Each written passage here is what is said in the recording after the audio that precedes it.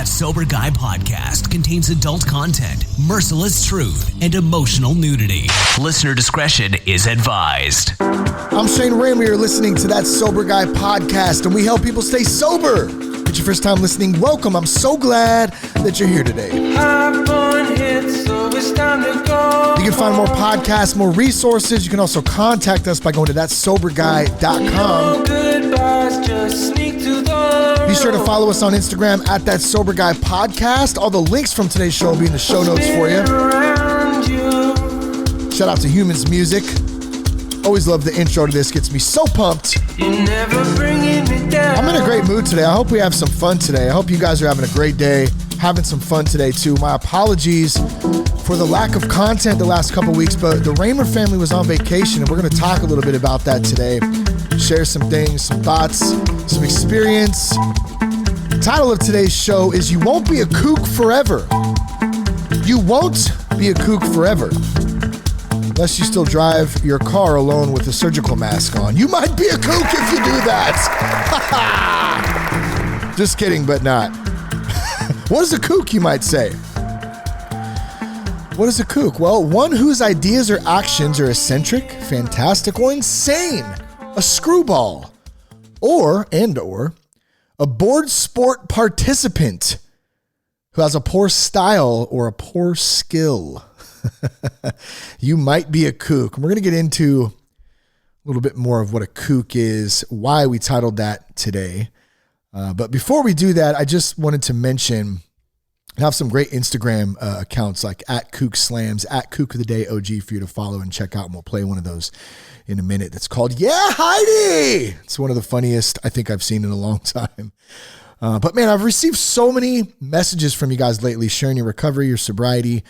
Don, Heath, Lindsay, Adam, Vincent, so many more. I just threw those names in there. Those are the first ones from the top of this list. And I just appreciate all of you. And it really encourages me to keep going. You got to remember, like, I get to do this podcast. I'm so grateful for that. And I get to talk to a lot of great people, and it really helps to keep my sobriety close and on my mind and working through things. And it is a sense of responsibility for me, and it's not a chore. It's something I enjoy to do. And hearing from you guys and hearing how the podcast impacts you and helps you, it's like, it helps me. Not just hearing you. It's not like patting myself on the back. I'm just saying it makes me feel like part of the crew. And I hope it makes you guys feel like part of the crew too, being involved in the podcast and listening to it and helping. And I just wanted to say thank you to you guys again. Keep up the great work. And, feel free to hit me up anytime. I mean, you guys hit us up on the contact form on thatsoberguy.com, on Instagram, and our locals group. I hear from some of you guys. So once again, just want to say thank you. Keep up the great work. You guys are doing great, and I really do appreciate it. Now, we just got back from our vacation down in Huntington Beach. We're in the greater Orange County area. And man, what a great time it was. We had so much fun. We drove down last Saturday. We spent Easter Sunday with some great friends down there and their family. We got to go to their church together and just hang out for a bit, which was awesome. After church, we went to the Angels game. It was so much fun. Cash got a ball. It was like 23 runs scored. Man, one thing I noticed, $16.75 for a tall can. Are you kidding me? I was so happy that I don't drink anymore. Like, I could not believe that. It's the dude in front of me. So the way Cash got the Taylor Ward ball, by the way, is Taylor Ward threw it in. He's a left fielder for the Angels. He threw it into the stands. We were sitting right in left field by the foul pole down there on the line. And he threw a ball in after warmups, and the dude in front of me just completely missed it, and it rolled right to me. And what I just realized too recently was that he was the one paying the $16.75 for the tall can. So congratulations, bud. You missed the ball. I don't know if it was because of the $16.75 tall can. Who knows? But I made out for it, and in turn, Cash. Well, I didn't really make out. Cash did, because I got to give Cash the ball, and then now he was so pumped. Look at that, it has grass stains on it. Man, this came straight from Taylor. He was so pumped, man. It was the coolest thing. He's down there, he had his cards and his Sharpie and a couple baseballs ready to get signed. He didn't end up getting any autographs, but in any case, man, the sun was out. We had an amazing time. What else, man? We ate a bunch of good food, went to all our favorite spots. We went down to Lowers, which is one of the most popular surf breaks in the world, which was so amazing. We watched some of our friends surf down there, and I'll talk a little bit about that here later on in the podcast. Of course, we saw some family, Aunt Mimi, cousins, and man, just so many good people, and just such a great time. Had a date night also too at Basilico's, one of our favorite Italian restaurants down in Huntington Beach. If you're there, make sure you go to Basilico's. It's the food is so good. The experience was amazing. And it was just great to have a date night with my lady for a night, and shout out to the Ariano family for letting the kids come hang for a minute while Jess and I went and had a date. It was just so much fun. Of course, Cash and I, I'll call it kook surfing. We got to kook surf because neither one of us are very good, but hey, I don't even care. I'm getting out there, and eventually I won't be a kook forever, right? So I can't be at some point if you continue to go and practice on whatever it is that you're doing, whether it's sobriety or surfing or whatever it is. Man, it sucks to suck sometimes, but that's part of the process, and we got to work through that stuff. So Cash and I did get to do some surfing though, and we got to hit up Dog Beach with the fam, and man, just a great trip. I'm gonna dive into a little bit more of it as we continue on. And one of the things that I thought about as I was kind of recapping the trip and going over some of these notes that I took down for this podcast is that how short life is, and how I know this is very cliche, but it's about the journey, not the destination. And I'm sure you've heard that before. As a matter of fact, I even have a coin that when I first got sober was given to me, and it's special to me because it really means something in that moment. It was the first time I'd kind of recognized that for what it is. Like, it's not about the journey. It's about the journey, not the destination. And so how do we enjoy that? Like, how do we work through that? And it just continues to occur to me the older I get that life is so short. It's so short. And our papa, Jess's papa, Big Chuck, he's in the hospital right now. And I think he's getting discharged today as we speak, but he had a mild heart attack recently. And we've been praying for him and praying for God's will on his life. He's just a great dude. He's lived a long life. I think about all the things that this man has done in his 90 years on this planet, 90 years. And I think about how fast it must have went by for him too at times. Like how, he made it to 90, and it's like, wow. And he's such a great guy. And he's been on our heart, of course, too. And I just want to ask for some prayers for Chuck and for the family, of course. And I just want to say, everybody, enjoy your family, enjoy your friends. I know Papa would say the same thing. He'd say, I've heard him say it to us before, like, enjoy your family, enjoy your friends, enjoy the time. How are you? Ask, have great conversations, connect with people. Like, that's what it's about. It's not about where we end up with the career or, the possessions or the money or the status, or I'm trying to do this and trying to do that. I mean, yeah, that's all good and fun and cool and stuff. I'm not saying don't have visions and don't have goals and stuff. I certainly do. But I really try hard to not get caught up in all that, because it's an endless trap, I feel like. And at the end of the day, the only certain destination is ultimately and eventually on the other side of this world in heaven. That's it. That's it. In the meantime, how do we go about our daily life? How do we do what's right by God? How do we enjoy life through all the ups and downs to the best of our ability? And the only answer I have for that is to surrender to God, and to not just surrender, but submit, and understand that I don't have all the answers. I'm not in control. I can only do my best. I can do my best to respond to things, and I can do my best to enjoy each moment. And it's hard to do sometimes when we're going through stuff. But many times, if we know that and we remember that and we trust in the process and we trust God through it all, we will get through it just because of that faith, just because of that understanding that we are right where we're supposed to be right in that moment at that time. We got to watch, I mentioned lowers just a couple minutes ago. We got to watch our friends surf in one of the best and most popular breaks in the world. It's in San Clemente at San Onofre Beach down in SoCal, obviously, where we vacationed. It's the home of the Rip Curl WSL, that's World Surf League finals. And it's really regarded as one of the most high performance waves in the world. There's not a better, well, I can't say there's not a better wave because there's a lot of great waves, but this one is one of the best. It has an A-frame peak with what really is like a perfect left. The wave looked fake to me when I was looking at it. It looked like it was almost manufactured because it was so beautiful. And it has a right and a left, which makes it really cool to see. So you'll get two surfers that will most every time pop up on both sides, and they'll ride to the right. One will ride to the right, one will ride to the left.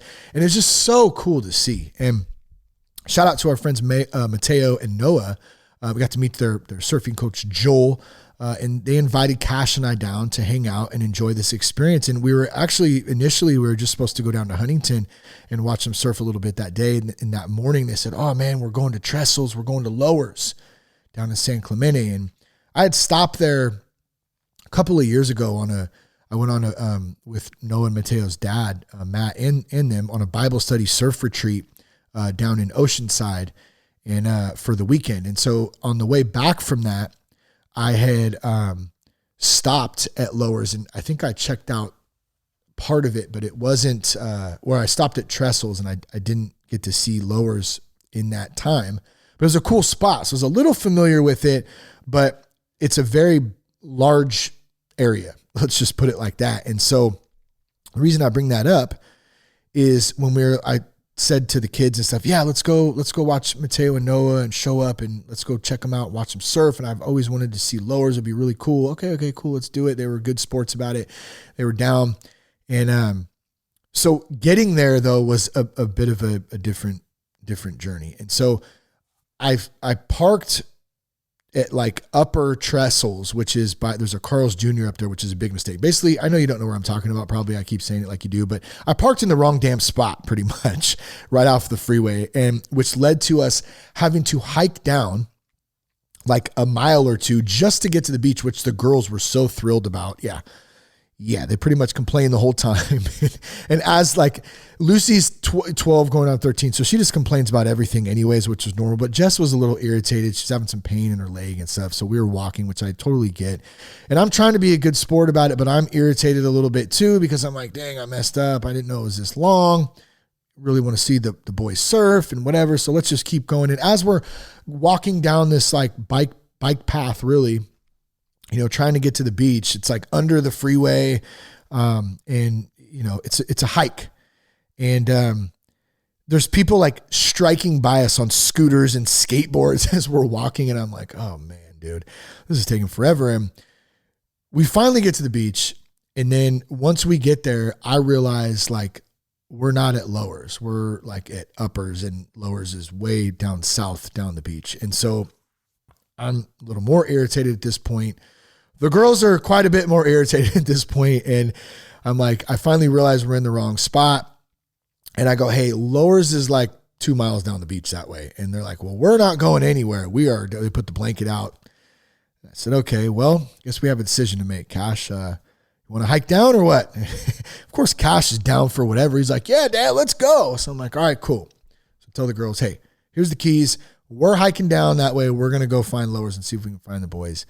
And so we go along the beach, and there's a spot where we basically couldn't go along the beach. We had to hike back up, and I asked one of the dudes who was surfing there, who was coming out of the water, and he directed us back up the bike path to the old PCH highway. It's the old Pacific Coast Highway.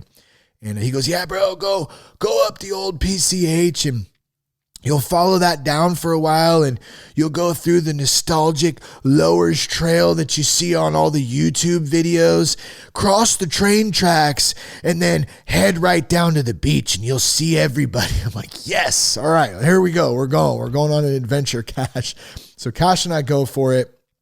And mind you, I don't even know if we're going to find Noah and Mateo at this point, because they're way down there. There's tons of people surfing and it's a huge area. And so, it's a little bit like, man, I don't even know. Should we just stay? But I'm telling you, I had this feeling that God was with us. I had this feeling that if we committed to this little adventure, if we committed to this journey, that it would all work out. God would provide. We'd find the spot we were supposed to go. We'd find our friends. And so I was like, dude, we're going. Let's go. So we hike along Old PCH for literally, it seemed like forever. And I'll say that checkered Vans and no socks with sweats, not really the greatest gear to walk a couple miles in on concrete, but we made it work in any case. And even it's kind of weird. Like I've never been on Old Pacific Coast Highway before. It's completely desolate. And it's just like this big picture of 4-lane, like old highway with like weeds growing up. It's almost like apocalyptic in some sense. And you're walking on this highway. And at one point we got like halfway and I looked back and like we were pretty far and then we still had a ways to go. And I asked Cash, I'm like, dude, do you want to just go back? Should we go back? Like, what do you think? We don't even know if we're going to find the boys. Like, what should we do? And Cash kind of looked at me. He's like, I want to keep going. I'm like, all right, let's go. So we continue to go and we come up on this old like communications tower on this bluff and it's overlooking the beach. So I know we're close because I had saw it from where we went down. And I asked this other dude and he's like, oh, you went a little too far. He's like, go back up and then you'll see the old nostalgic trail that leads to Lowers. Head down, which is what we did. So we find it, right? We head down. Okay, I think this is the way. And we go down the trail. And I see the railroad tracks. Cool, we're in the right spot. We cross the railroad tracks, and then boom, it opens up, and there's the beach. And we're like, yes, we made it. Cash and I are doing the old school 80s jumping high fives. Yes. And there's just like, it was just awesome, right? And so we get up to the spot, and we look out, and there's just a group of like black wetsuits surfing in this perfect wave, and they all look the same. And so we're like, dude, we're never going to find the boys out here. Like, so we hung out for a while and we see quite a few dudes just shredding out there and it's awesome. And then, we're like looking and I'm like, hey, I look down, I see this kid coming up and I'm like, I think that's Noah. So we walk over and it is. And sure as crap, it works out. We see him and there he is. And it's like, wow. So we hang out for a while. Mateo ends up coming in and it was just awesome, man. It was so cool to watch our friends surf, to be at this awesome, like nostalgic, world recognized spot. And with some of the most amazing dudes surfing out there and just to experience it all together with my son and with, it was just really, really cool. We spent some time together, hung out. And it was just, the point is, it's like, it wasn't like, that was awesome. The destinations, finding the boys, like hanging out, it was so much fun, but the adventure to get there, the journey along the way was like just as important, even though it was hard. It was some of the hardest parts of it. Like not hard, but you know what I'm saying? Like, it was like, man, it wasn't, we could have easily just stayed or just went back and, that was a part of it. And with that, it was something that I'll never forget, something Cash will never forget. And the reason I thought this little story was so important is because it can apply to so many things in our life. Like you might be early on in your sobriety right now. Maybe you're just a couple days in, maybe you're not any days in and you're just like, man, I don't even know how to quit right now. I don't even know how to do this. Like, well, it's one day at a time. It's commitment. It's trusting God. It's being willing to open up and go on the journey and not know where the destination's going to end up, not know if you're going to find your friends, if you're going to, are you going to be able to do it? Are you going to succeed? You don't know, but you got to try and you got to enjoy the process and you got to understand that it is a process. So I just want to say, like, remember this, whatever you're going through right now, whatever it is, wherever you're at in your life, I want you to remember God is with you. Number one, He's always with you. Even when you don't know it or when you don't think He is, I promise. I know that for a fact because I look back at my own journey, my own adventure, my own life, and even up until right this moment right now. And I look back and there's no way possible he couldn't have been with me because it just doesn't make sense. It doesn't make sense. I could always feel the presence there. And when we open ourselves up to that and trust, man, life becomes a little bit easier. It makes a little bit more sense. It's not as confusing, at least for me. And then life is short. Life is so short. So we have to remember it's about the journey. It's not about the destination. Enjoy it. Embrace the ups and downs. Feel. It's okay to feel. It's okay to feel. It's okay to adventure out. It's okay to try something new. Pray, meditate. You're human. It's okay to be imperfect. It's okay to be uncertain with where your adventure, where your journey, where your path, where your life story, whatever your testimony, whatever you want to call it. It's okay to not know where that destination is at the time. But if you're willing to take the journey and you're willing to make the changes and you're willing to dive in and you trust God along the way, I promise you, you will end up right where you're supposed to be. I don't know what that looks like. Neither do you. But when we trust and we have faith, that's what matters. That's what matters. And that leads me into the title of today's podcast as well. You won't be a kook forever. You won't be a kook forever. So I don't know did I define kook in the beginning of this? I can't remember if I did. I think I did. But let's define it again real quick. An eccentric, strange, or foolish person, an insane person, a board sport participant who has a poor style or a poor skill. Yes, I unfortunately would be considered a kook as a surfer because no, I'm not very good, but I don't care. I didn't start surfing till I was 38 years old, 39, I think, something like that. I don't care. I don't care. I wanted to share too some of the best Instagram accounts I follow, two of them at least. Kook Slams, at Kook Slams, and at Kook of the Day OG. And I had to share this. I pulled this up the other day. Definitely follow these two accounts. They're hilarious. And I shared this the other day with Lucy, and we were both just dying. And I'm pretty sure Heidi, the girl's name in the video is Heidi. Yeah, Heidi! I'm pretty sure she's okay. But just for context here, she's doing it back. She's trying to do a backflip. She's a mom, number one. And the quote on the caption is hilarious too, but she's trying to do a backflip off this 20, 30 foot high, like rock face into this little lagoon or lake. And some people are encouraging Heidi, the mom, and some people are saying, no, mom, no, Heidi, don't. And here's what Heidi does. Wait, what is she doing? She's doing a backflip. No, see, no, mom, don't. Yeah, Heidi. Oh my gosh, here she goes. Oh, ouch. Ow. That looks like it hurt so bad. I'm pretty sure Heidi was okay. Yeah, Heidi. That part is just hilarious to me. And the caption says, Heidi out here risking it all for the gram. I just thought that was hilarious. Just wanted to share it with you real quick. It's funnier when you see it. So if you can check it out on Instagram, I definitely recommend following both those accounts. But if you're a new surfer, you could be considered a kook. If you're trying to do a backflip off of a rock face and your name's Heidi, you might be considered a kook. Here's the thing. If you're new to pretty much anything, maybe it's mountain biking, maybe it's rock climbing, maybe it's skateboarding, maybe it's being sober, maybe it's quitting drinking, you might be a kook. You might be a kook, and you might have to embrace being a kook. If you're someone who gets hammered all the time and can't seem to get your crap together because alcohol's just got that grip on you, might be a kook, might be a little crazy. Here's the thing. Let's face it. Being a kook sucks. Embracing the suck sucks. Sucking at things sucks, especially when you're a grown man. Nobody wants to suck. Nobody wants to be a kook. Nobody. Like, I suck at surfing. Okay. I literally got up and actually rode a wave, I think twice out of like the 4 days I surfed. And that made it all the worthwhile. It really did.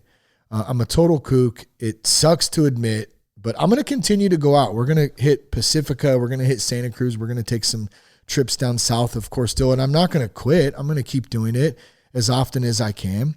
And I'm just going to embrace being a kook for the time being, because I won't be a kook forever. Eventually, I won't. I'll just show up. I'll put in the work. I'll ask questions. I'll watch others. I'll watch how they do it. And, we can take that same thing and apply it to anything.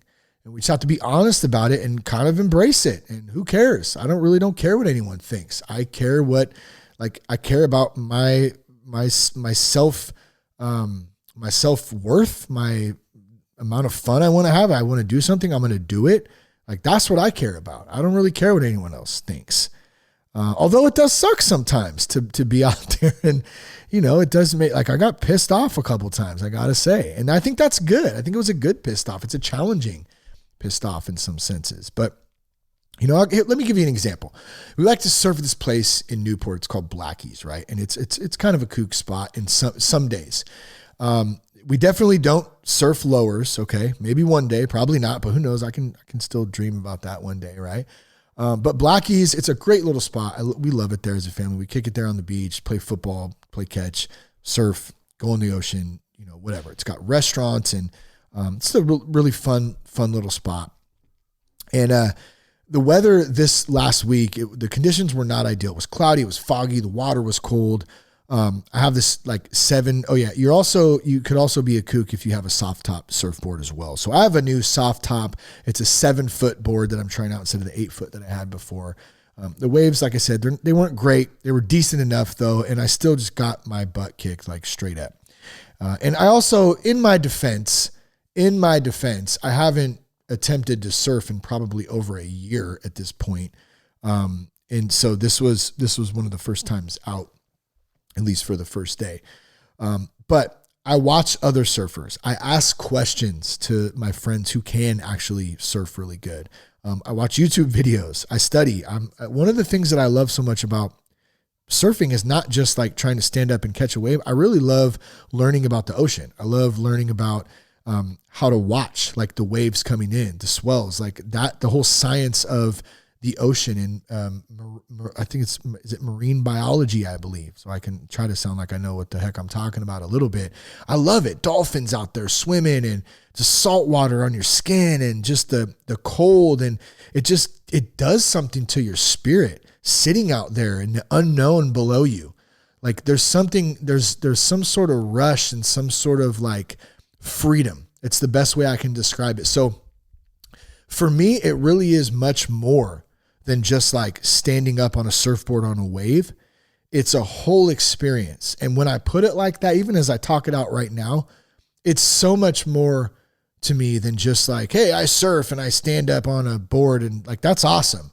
But there's way more to it. And that's what keeps me going out. It's not just the challenge of actually surfing. Like I said, I only caught a couple of waves, but it was enough to keep me going. And it's kind of similar to golf. If anyone golfs out there, you might suck at golf, but you go out and you have a couple good shots in 18 holes, and maybe you get a birdie, or maybe you get a couple pars, and then you have some real crappy holes too.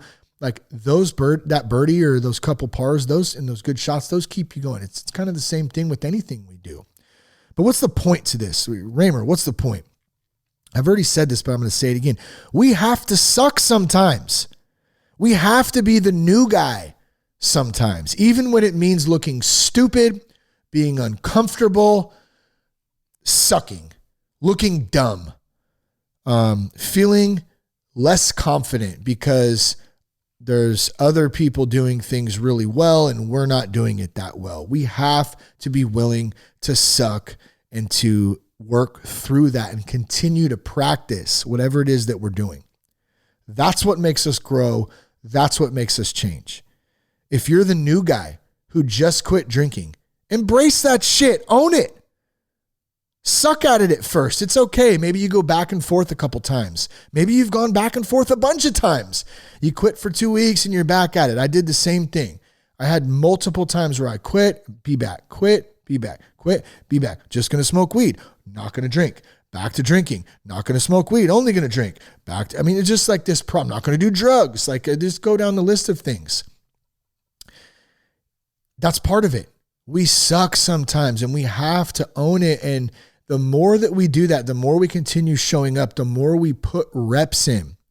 The more we ask others for help, the more we hang around other people who are sober, the more we hang around other people who actually know how to surf really well and how to read the ocean really well, the better we're going to get. It's a lifestyle, my friends. Surfing is a lifestyle. Sobriety is a lifestyle. You won't be a kook forever. And eventually you'll find yourself helping another kook one day. And you'll be feeling pretty damn good about it. In a position to do so and give back and share your experience sucking at X, Y, or Z, whatever it is. It doesn't happen overnight, though. It's a whole quest.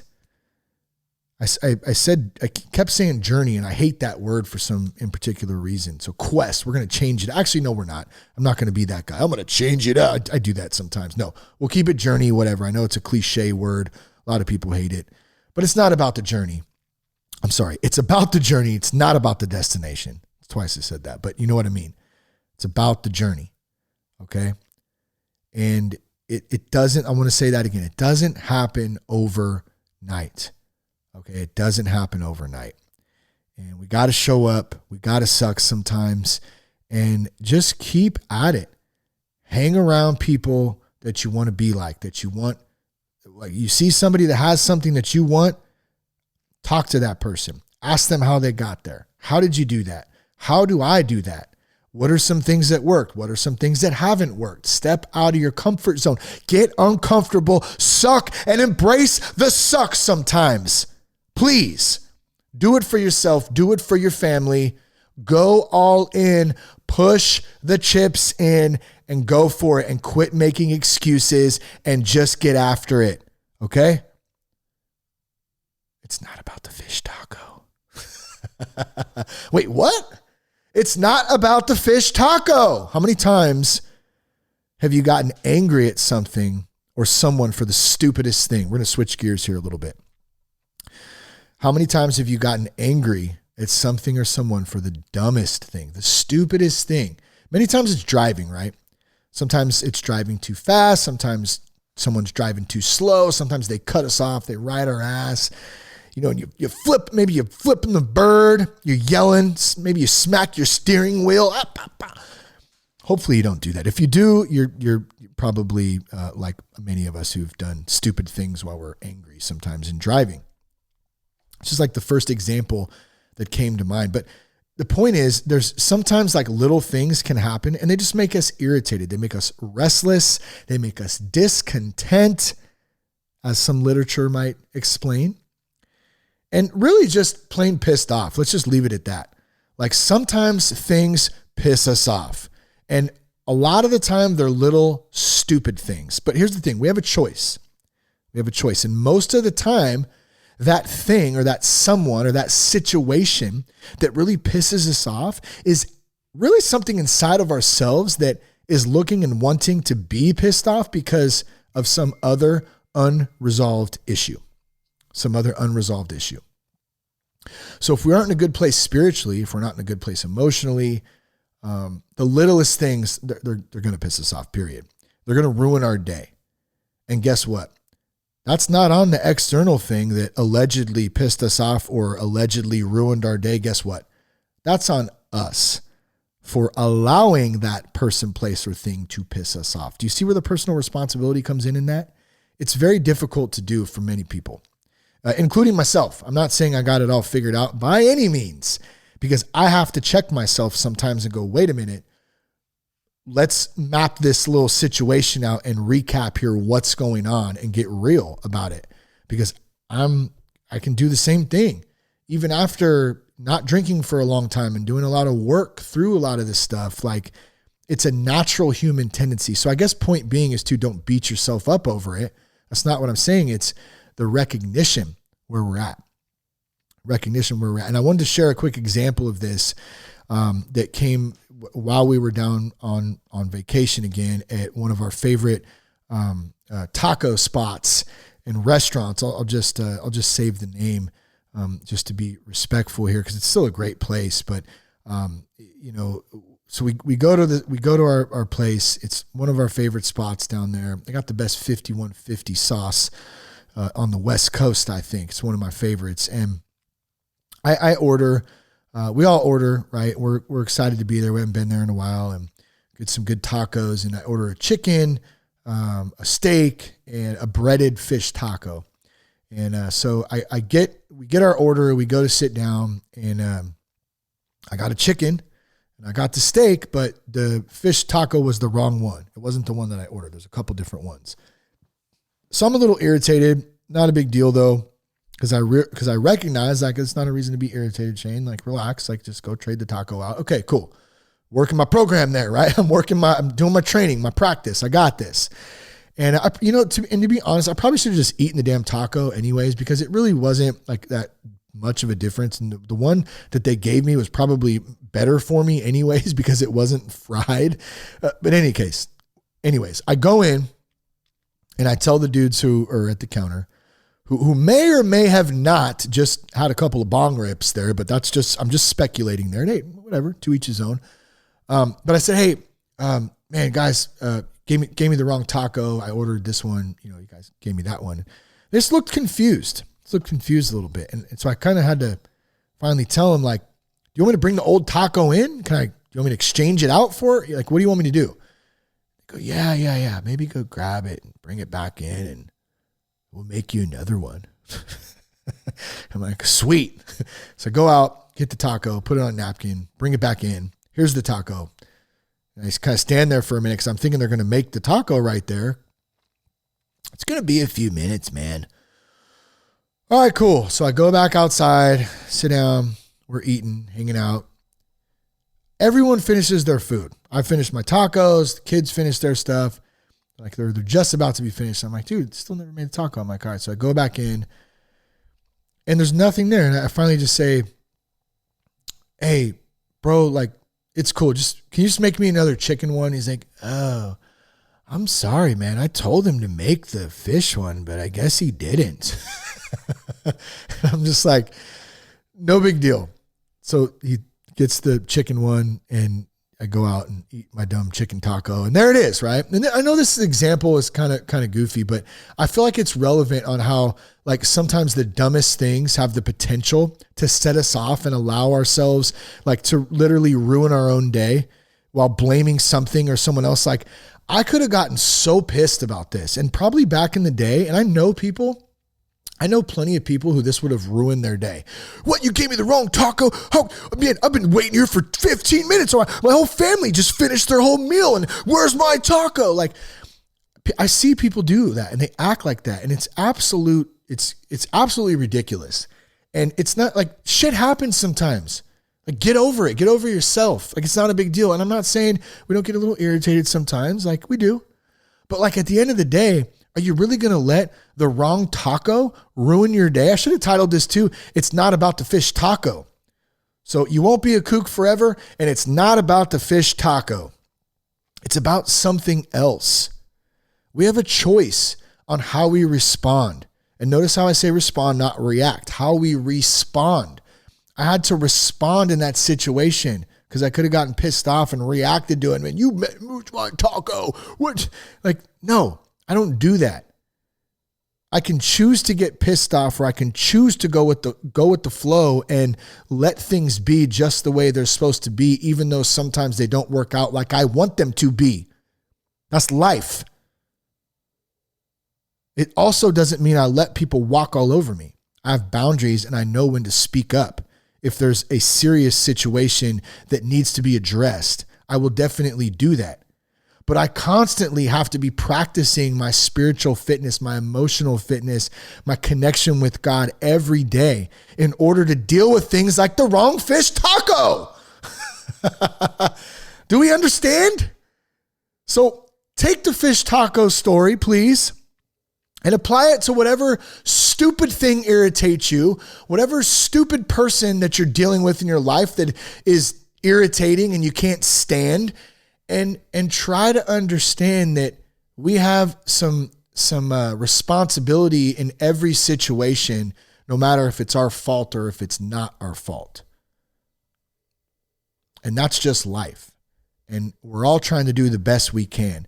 And is it really worth it at the end of the day? Whether it's a driving situation, whether it's something at work, whether it's something in your marriage or your relationship, or whether it's a stupid fish taco.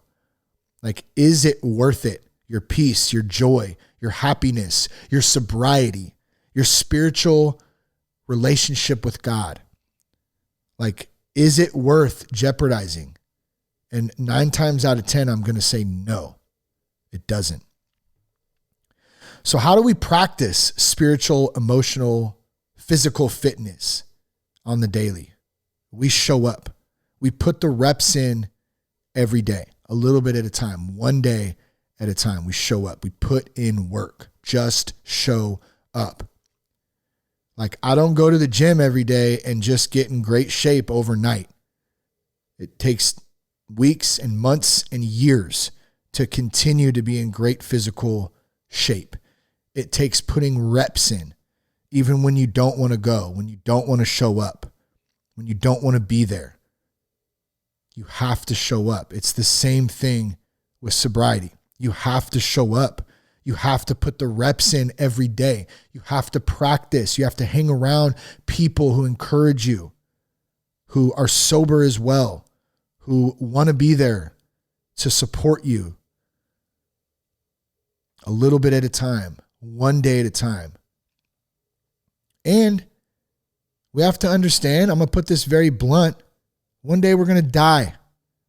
One day you will die. This life is short, and we ask ourselves, is it really that big of a deal? At the end of the day, if this was my last day today, would I really give 2 shits about this?